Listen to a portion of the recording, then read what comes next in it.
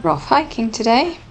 I'm getting a guide from Sapper Sisters, which is a social enterprise set up by women from the ethnic minority groups around here. Very ethical business, and they share the profits.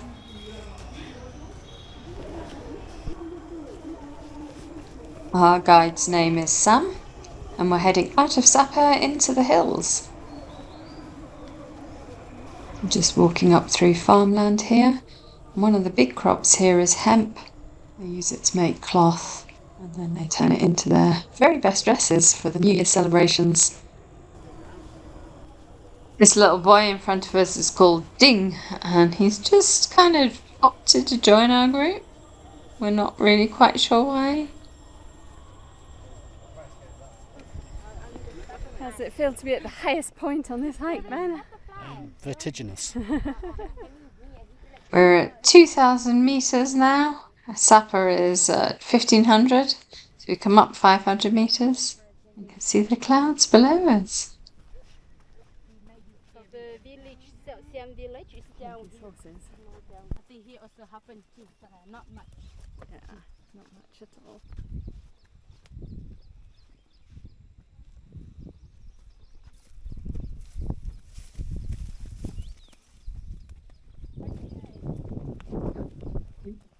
A young boy of perhaps 6 or 7 years old just passed us, asking if we'd seen his horses. He was supposed to be looking after them and he'd lost them. It was always the job of children to look after the animals. Kids only started going to school about 7 years ago. The government made it compulsory. Almost all adults around here can't read or write. Most of them have just learnt English by speaking to tourists. It's pretty impressive. There are 5 different ethnic groups in this valley, and they all speak different languages.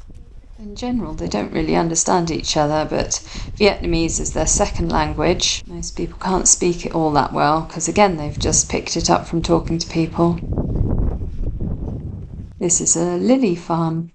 It's not owned by the locals, though. It's a large landowner who owns this, and of course doesn't pay very good wages to the local people who farm it.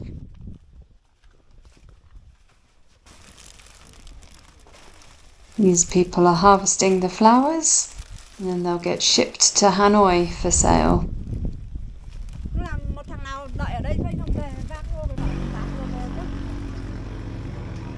Just going to stop in this place for a bit of lunch.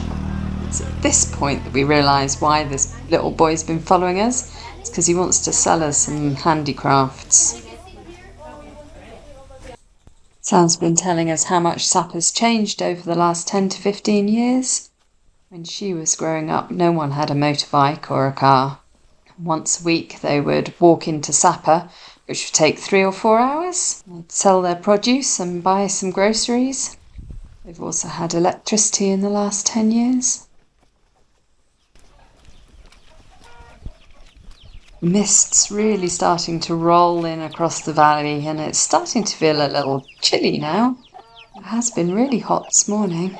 Not anymore.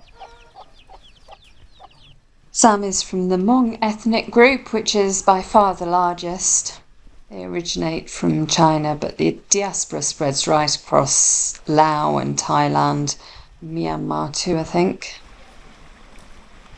Besides hemp and rice, corn is the third big crop that's grown around here, and they'll plant corn on the slopes that are too steep for rice. They also plant corn in the dry season because they can only grow 1 crop of rice a year, and that's in the rainy season.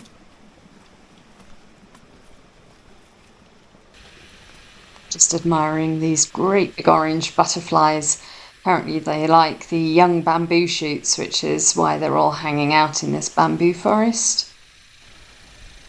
We've walked in a big loop up the mountains to the east of Sapper, and now we're walking back down towards the valley. And as we do so, we're starting to see the rice fields, which tend to be at lower altitudes. Whilst building the terraces is quite an undertaking. Once they've been built, they can last for up to 100 years. Just need little repairs every year. Going back down to the river valley now, and I don't know if you can see the road there in the distance, but we're heading towards it, and then we're just going to get a van back into Sapa. It's been such a nice walk today.